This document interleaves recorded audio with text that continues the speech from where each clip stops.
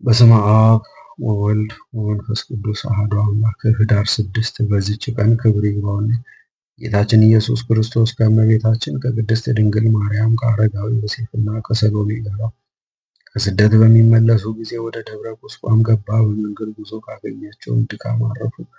ዳግመኛም በኋላ ዘመን በዚህ በደብረ ቁስቋም ቅዱሳን ሐዋርያቶችን ሰበሰባቸው። ታቦትንና ቤተ ክርስቲያንንም አክብሮ የቁርባን መስዋዕትንም ሰርቶ ቅዱስ ሥጋውንና ክቡር ደሙን ለወገኖቹ ሰጣቸው። ለዚህም የእስክንድርያ ሀገር ሊቃነ ጳጳሳት ቅዱሳን አባቶቻችን ቄርሎስና ቴዎፍሎስ ምስክሮችን ሆኑ። ለእግዚአብሔር ምስጋና ይሁን። አምላክን የወለደች የእመቤታችን የቅድስት ድንግል ማርያም በረከቷ ከእኛ ጋር ይኑር ለዘላለሙ አሜን። በዚህችም ቀን የሮሜ ሀገር ሊቀ ጳጳሳት ቅዱስ አባት ፊልክስ አረፈ። የዚህም ቅዱስ ወላጆቹ ክርስቲያኖች ናቸው። የቤተ ክርስቲያንንም ትምህርት አስተማሩት። የሮሜ ሊቀ ጳጳሳት አንስጣሴዎስም ዲቁና ሾሙ።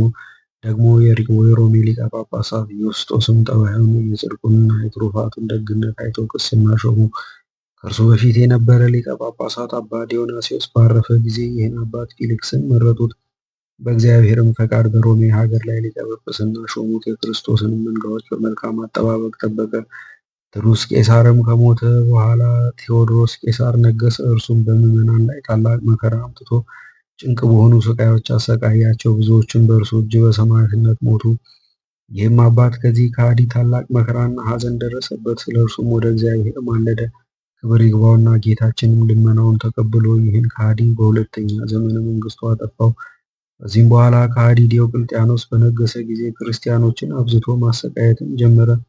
ይህም አባት ፊልክስ የክርስቲያኖችን ስቃይ እንዳያይ ክብር ይግባውና ወደ እግዚአብሔር ጸለየ። በዲዮቅልጥያኖስም በመጀመሪያው ዘመነ መንግስቱ አረፈ። ይህም አባት ብዙዎች ድርሳናትን እና ተግሳጾችን ደርሷል። ከእርሳቸውም ስለ ውግዘትና ስለ ቀናች ሃይማኖት የተመላለሱበት አለ። እሊህም ለክርስቲያን ወገን እጅግ የሚጠቅሙ በጎች ናቸው።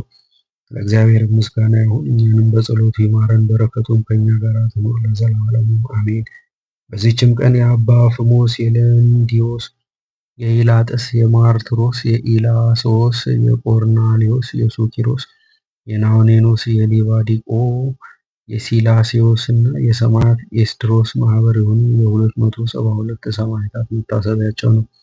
ለእግዚአብሔር ምስጋና ይሁን፣ በረከታቸውም ትድረሰን ለዘላለሙ አሜን።